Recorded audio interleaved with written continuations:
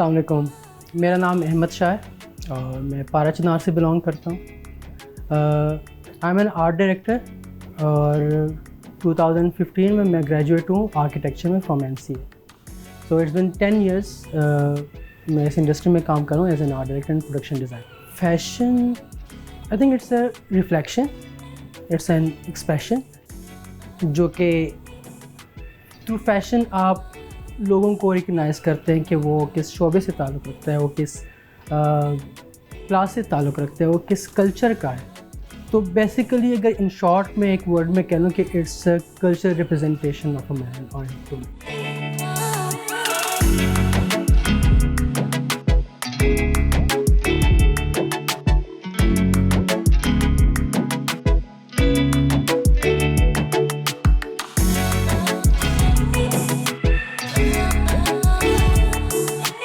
एक अच्छे art director के लिए बहुत सारी चीज़ें ज़रूरी होती है। सबसे पहले आपके एस्थेटिक्स बहुत स्ट्रॉन्ग होनी चाहिए। एज एन आर्टिस्ट आपके एस्थेटिक वैसे स्ट्रॉन्ग होते हैं कंपैरेटिवली, लेकिन आर्ट डायरेक्शन फील्ड उस तरह से है कि आप बेसिकली एक विजुअल स्टोरी टेलर होते हैं। आप एक थ्रू विजुअल्स अपनी कहानी बता रहे होते हैं। तो उसके लिए आपकी कॉम्पोजिशन का स्ट्रॉन्ग होना, आपको कलर पैलेट को समझना, आपकी चीज़ों को परखना, और सबसे इम्पॉर्टेंट चीज़ कि आप एडमिनिस्ट्रेटिवली कितने स्ट्रॉन्ग हैं, आप बजटिंग में कितने स्ट्रॉन्ग हैं, आप स्ट्रक्चरली चीज़ों को किस तरह देख रहे होते हैं, आप लेयर्स में चीज़ों को किस तरह देख रहे होते हैं। क्योंकि आप एक स्पेस डिज़ाइन करते हैं और फिर आप उसको कैमरे की आंख से आप उनको देखते हैं। ये दो डिफरेंट चीज़ें। तो एक प्रोडक्शन डिज़ाइनर जब एक प्रोडक्शन डिज़ाइन करता है, उसको इम्प्लीमेंट करने वाला आर्ट डायरेक्टर ही होता है, उसको एडमिनिस्ट्रेट करने वाला आर्ट डायरेक्टर ही होता है, उसको बजटिंग का पूरा प्रोसेस करना वो भी आर्ट डायरेक्टर का काम होता है, ऑन सेट फ्रेम डिज़ाइन भी आर्ट डायरेक्टर का काम होता है। सो मल्टीपल चीज़ें आ जाती हैं। कोई एक चीज़ सीखने से आप आर्ट डायरेक्टर नहीं बन सकते, आपको काफ़ी सारी चीज़ें करनी पड़ती हैं।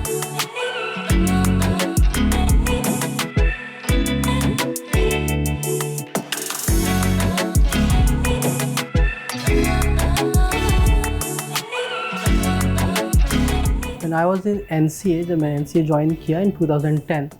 सो NCA में हम एकेडमिक्स के बाद हम ड्रामेटिक सोसाइटीज़ करते हैं। सो आई जॉइन अलिफ अदाब, एक ड्रामेटिक सोसाइटी क्लासिक थिएटर की। तो अलिफ अदाब में ये होता था कि हम परफॉर्मेंस के साथ हम अपनी प्रोडक्शन डिज़ाइन और सेट डिज़ाइन खुद ही कर रहे होते थे। सो हमारा फर्स्ट ईयर का एक प्ले था, it was a fantasy play, तो उसका जो सेट था बहुत ज़्यादा एलेबोरेटेड था और मेरे लिए ये चीज़ बहुत नहीं थी। आई बिलोंग टू पारा चिनार। सो पारा चिनार से मैंने कभी ऐसी चीज़ें नहीं एक्सप्लोर की थी, एक सेट डिज़ाइन, थिएटर, एक्टिंग, कुछ भी नहीं। सो बहुत फैसिनेटिंग था मेरे लिए सेट डिज़ाइन। और उसके बाद junior second year third year जब हम साथ साथ परफॉर्म कर रहे थे, चीज़ों का पता चलता गया, एक्सप्लोर करता गया, मटेरियल और मीडियम्स वगैरह सारे। सो सेट डिज़ाइन में till third to fourth year तो मैं कंपैरेटिवली थोड़ा सा प्रो हो चुका था कॉलेज में। सो बाकी भी जो परफॉर्मेंसेस होती थी तो उनके सेट डिज़ाइन भी स्टूडेंट्स मुझसे ही करवाते थे। So when I was in fourth year तो मैंने बाहर as an art director set designer काम करना शुरू किया था।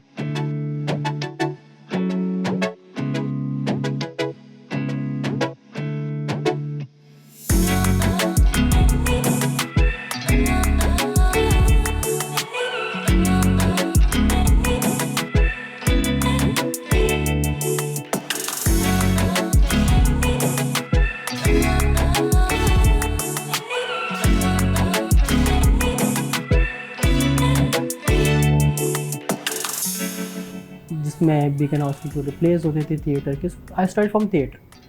तो 14 में नूरी का एक म्यूज़िक वीडियो थी, एक था बादशाह। So Mandana call me for the art direction. उन्होंने मुझे सिंपली कहा क्या हमारे कुछ सेट्स हैं वो आपने करने, तो थोड़ी सी मुश्किल थे। It was a revolving set जिसके ऊपर पूरा बैंड ने रिवॉल्व होना था पूरे सेट के ऊपर, एक वाटर कर्टन क्रिएट करना था और कुछ और सेट्स थे थोड़ी टेक्निकली पॉसिबल नहीं थे उस वक्त। तो मैंने प्रोसेस अपना शुरू किया, प्रोटोटाइप्स बनाए, तो देखा, मंदाना को दिखाया, तो it was good, it work.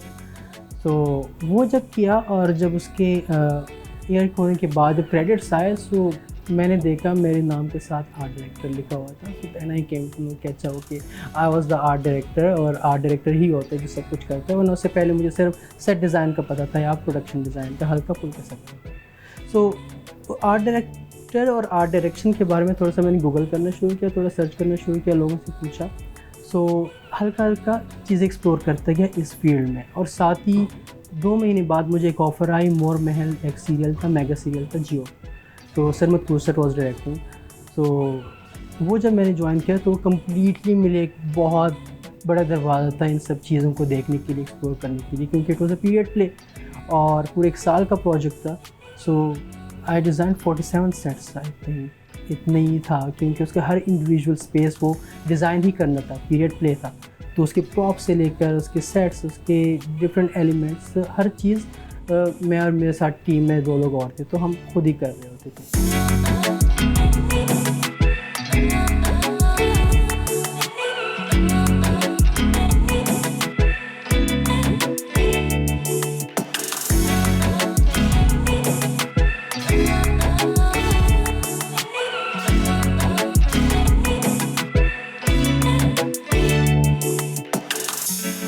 तो मोर महल मेरे लिए एक मास्टर था सेट डिज़ाइनर और आर्ट डायरेक्शन में। उसके बाद फिर I join Duniya news for 2 years as set designer, और फिर साथ बाकी प्रोजेक्ट्स करता रहा टीवी के। फिर सरमद को दोबारा ज्वाइन किया फिल्म्स के लिए। तो जब तक मैं दुनिया न्यूज़ कर रहा था तो मैं ग्रेजुएशन मेरे करीब आ गई थी। दैन एक कन्फ्यूजन क्रिएट हो गई कि अच्छा आर्किटेक्चर या सेट डिज़ाइन या आर्ट डायरेक्शन। सो घर की तरफ से प्रेशर था कि आपको आर्किटेक्चर पढ़ने भेजा, आप आर्किटेक्चर पढ़ें, और मुझे था कि नहीं, मैंने आर्ट डायरेक्शन करनी, क्योंकि इतना अर्सा मैं कर चुका था और मुझे मज़ा आ रहा था उस चीज़ में। All it's very difficult, but ये कि अगर आपका पैशन हो तो आप कर लेते हैं। सो वहाँ पे एक लाइन ड्रॉ करनी पड़ी मुझे कि आर्ट डायरेक्शन ही करनी है। So then I choose art direction और अभी लाइक कर रहा हूँ।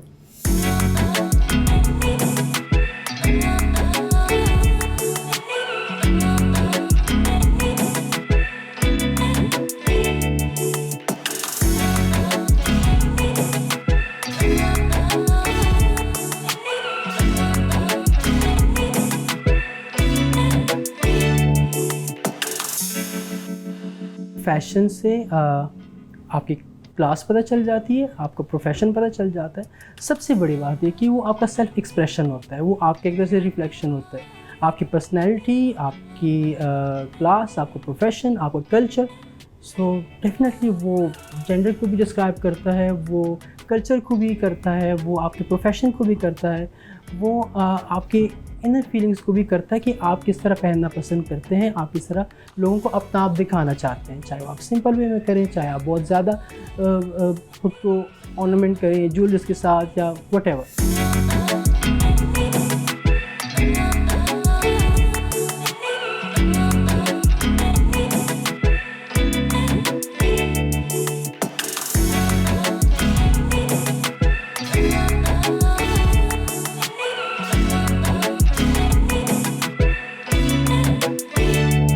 इंटरनेशनली पाकिस्तानी फ़ैशन को अगर मैं कहूँ कि फ्रॉम लास्ट 8 to 10 ईयर्स काफ़ी ज़्यादा इवॉल्व कर गया।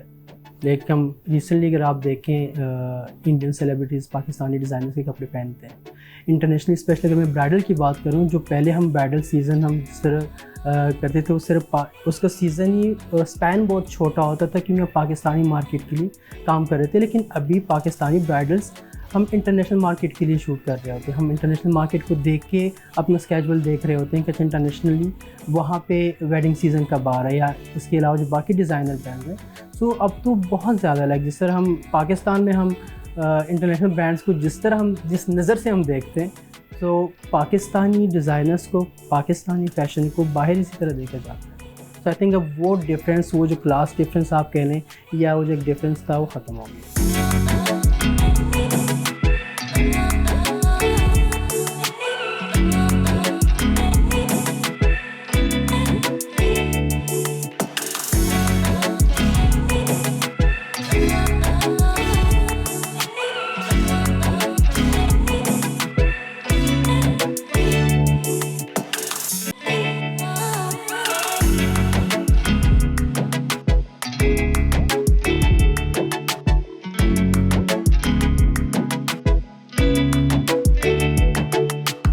फैशन को, अगर आप फैशन फ्रेम को आप देखते हैं, आप उस कैनवस को देखते हैं, तो उसमें आर्ट डायरेक्शन ऑब्वियसली इम्पॉर्टेंट है, क्योंकि आप पूरे कैनवस क्रिएट करते हैं। उसमें मॉडल उतनी ही इम्पॉर्टेंट होती है, और मॉडल को उस वे में स्टाइल करना जिस स्टाइल में आपका पूरा एम्बियंस आप क्रिएट करते हैं, तो बिल्कुल बराबर का इम्पॉर्टेंट है। आपका मेकअप इम्पॉर्टेंट होता है, आपकी लाइटिंग इम्पॉर्टेंट होती है, और फोटोग्राफी स्टाइल इम्पॉर्टेंट होता है, क्योंकि आप कम्प्लीटली एक स्टाइल स्पेसिफिकली देखते हो, उसके बाद फिर आप शूट प्लान करते हो। फैशन शूट्स आर फन, लेकिन उतनी टफ होते हैं। अगर फ़न ना होता, अगर पैशन ना हो, तो मेरे ख्याल से कभी कोई क्या मैं भी ना करता। अगर उसमें मज़ा ना आता, वो सेटिस्फेक्शन ना होती अपने काम को देख के, उस फ्रेम को देख के जिसके लिए हम दिन रात मेहनत करके वो एक पूरा फ्रेम क्रिएट करते हैं, तो वही एक खुशी होती है जिसको देख के हम दोबारा से मोटिवेट होते हैं बिल्कुल।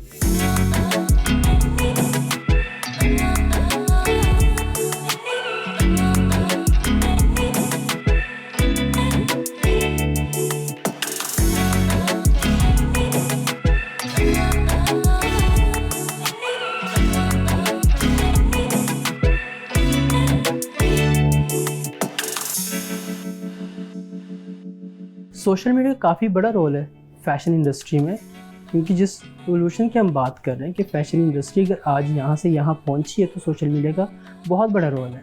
आप इन्फ्लुएंसर्स को देखें, या जो हम शूट्स जिस तरह करते हैं, और वो सोशल मीडिया को पे पोस्ट होकर ही लोगों तक पहुँचती है, क्योंकि आजकल सोशल मीडिया हर एक के हाथ में। सो आपका जितने भी कंटेंट आप क्रिएट करते हैं, तो सोशल मीडिया के थ्रू ही हर घर में हर इंडिविजुअल को पहुँच रहा होता है। तो तभी आप मार्केट करते हैं, तभी आप कस्टमर को अपना मैसेज पहुंचा देते हैं।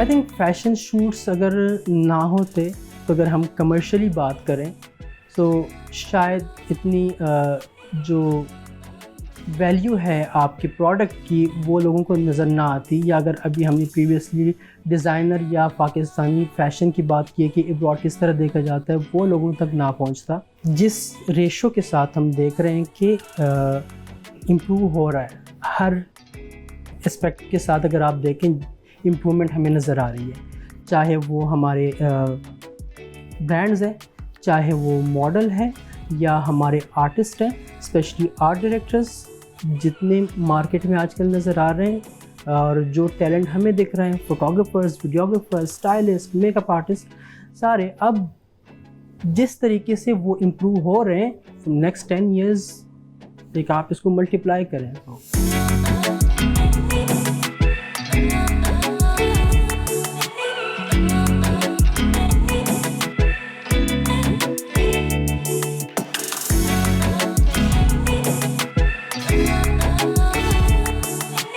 तो मैं फ़ैशन शूट करता हूँ, तो क्रिएटिव मेरा प्रोसेस जो होता है, बेसिकली मैं पेंटिंग्स जो होती हैं, बेसिकली मैं पेंटिंग्स बहुत इंस्पायर करती हूँ कि पेंटिंग से जो बेसिकली फ्रेम है, जो कैनवस पूरा एक डिज़ाइन होता है, मैं वो लाइवली उसको डिज़ाइन करूँ। बाज़ दफ़ा फ़िल्म के फ्रेम्स होते हैं जो मुझे बहुत इंस्पायर करते हैं। इसके अलावा जो मेरी अपनी ऑब्जर्वेशन होती है, तो वो स्केचेस में वो कर लेता हूँ कि वो खुद, क्योंकि being an architect space create करना, स्पेस डिज़ाइन करना सबसे ज़्यादा फ़न मेरे लिए वो होता है। मेरी कोशिश ये होती है कि आर्ट डायरेक्शन से पहले अगर सेट डिज़ाइन पे काम करूँ, तो मैं अपनी मर्ज़ी का स्पेस डिज़ाइन करूँ, मुझे ज़्यादा मज़ा आता है। जो मेरी अपनी स्टडी है, जो मेरा अपना एक्सपीरियंस है, तो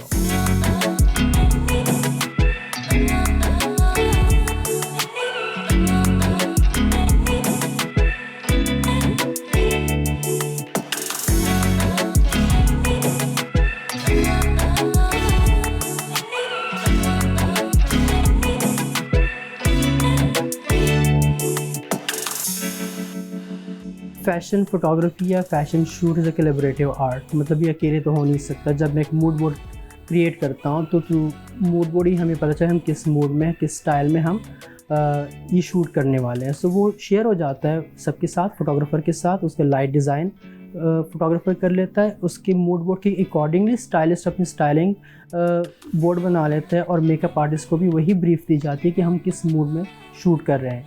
सो ये सारे एक पेज पे होते हैं, तो वो क्रिएट होता है, एक इम्पैक्टफुल शूट आता है।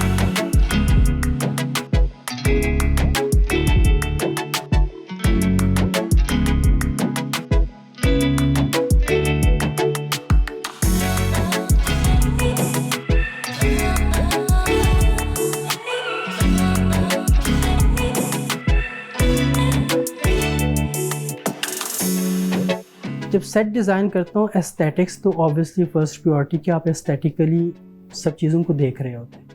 लेकिन अगेन डिपेंड करता है बाज़ दफ़ा क्लाइंट की रिक्वायरमेंट पे, बाज़ दफ़ा जब आपके अपने आय होती है कि आप किस मूड में सेट क्रिएट करना चाहते हो, टाइप ऑफ आर्किटेक्चर भी होता है कि टाइप ऑफ आर्किटेक्चर क्या चूज़ कर रहे हैं आप, उसके अलावा अकॉर्डिंगली बाकी एलिमेंट्स आप किस तरह देख रहे हैं। एक सेट की मैं बात करूँगा, सैफायर का शूट था इन 2019, वी वर शूटिंग इन हुंजा पासोपोन्स के पास। सो I created a mirror pyramid which was 25 by 25 feet wide और 40 feet high. So हम पहाड़ के ऊपर पूरा एक मिरर pyramid क्रिएट कर रहे थे, और मुझे जिस तरह की सर्दी थी तो लेबर के साथ मुझे खुद 4 रातें उस पहाड़ के ऊपर टेंट लगा के गुजारने पड़े, क्योंकि वो मोटिवेशन नहीं मिल रही थी उनको, क्योंकि वो थक चुके थे कि मतलब ये क्रिएट किस तरह होगा। सो मैं ख़ुद वहाँ पे 4 रातें पहाड़ के ऊपर टेंट लगा के वो पूरा खुद उनके साथ क्रिएट किया। और क्योंकि वो बहुत एक इटसेल्फ बहुत बड़ा रिस्क था कि इतनी हाइट पे जाके, और पिरामिड था, पिरामिड अगर आप देखें तो हाइट पे जाके वो उसका साइज़ छोटा हो रहा था, और एक सर्टन हाइट के बाद वो काफ़ी ज़्यादा फ्लिमजी हो गया था, और बर्फ़ साथ हो रही थी, हवाएं चल रही थी। सो वहाँ पे मुझे थोड़ा सा लगा कि मैंने बहुत बड़ा रिस्क लिया है, लेकिन अल्हम्दुलिल्लाह वो हमने कर लिया और बहुत अच्छा हो गया।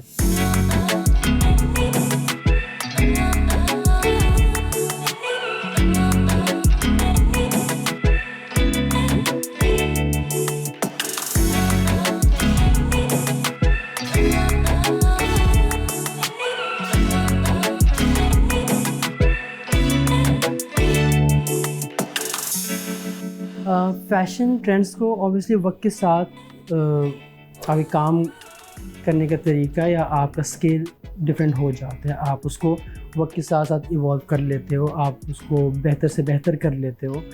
अगर बिल्कुल प्रीवियसली हम काम को देखें तो पहले बहुत ज़्यादा डिटेल सेट होते थे, बहुत ज़्यादा आप फिल करते थे चीज़ों को। अब प्रोडक्ट उस तरह देखते थे कि वहाँ पे वो कॉम्प्लीमेंट करें उन सारे सराउंडिंग्स के साथ। आजकल थोड़ा मिनिमलिज्म की तरफ ज़्यादा फोकस्ड है, क्योंकि शायद बजट कंस्ट्रेंट की वजह से भी और टाइम की वजह से भी, क्योंकि जिस तेज़ी के साथ फैशन बढ़ रहा है तो शूट करने का मार्जिन ही नहीं होता कि आप इतना टाइम आपके पास नहीं होता कि आप कम्प्लीटली इतने ब्रांड सेट्स लगाएं।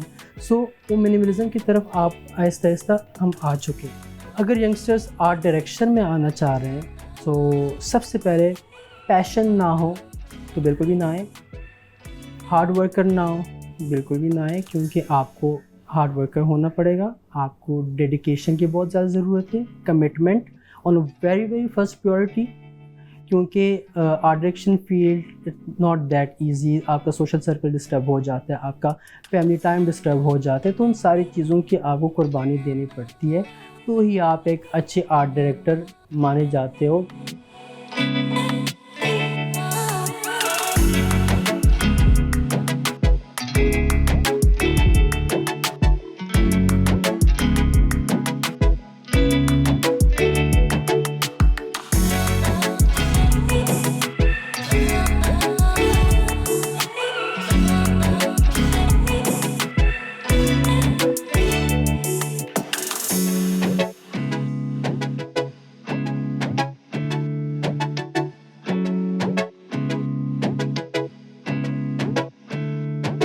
Discover Pakistan, firstly I really love the production quality, और सबसे बड़ी बात डिस्कवर पाकिस्तान की कि ये वाहिद चैनल है जो पाकिस्तान की पॉजिटिविटी दिखा रहा है, पाकिस्तान की खूबसूरती दिखा रहा है, उसका जो बेस्ट एस्पेक्ट्स हैं वो दिखा रहा है।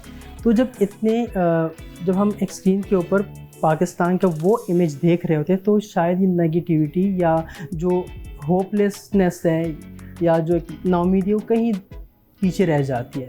एक बहुत बड़ी कंट्रीब्यूशन है पाकिस्तान के लिए कि आप पाकिस्तान की वो चीज़ें दिखा रहे हैं जो नॉर्मली लोगों को नहीं दिखती। पाकिस्तान की वो चीज़ें नज़र आती हैं जिसको देख ही दम घुटता है कि हम किस मुल्क में रह रहे हैं। लेकिन जब आप डिस्कवर पाकिस्तान देखते हैं तो फिर थोड़ी सी तसल्ली होती है, उम्मीद होती है कि अच्छा मेरा प्यारा मुल्क इतना ही प्यारा है और इतनी खूबसूरत लोग हैं, इतनी खूबसूरत चीज़ें हैं।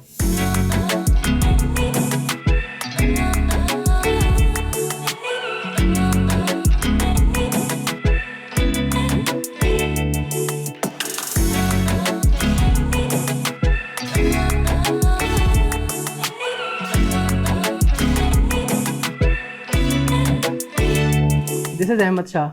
Thank you so much for having me on Fashion Diary. Stay tuned and keep watching Discover Pakistan.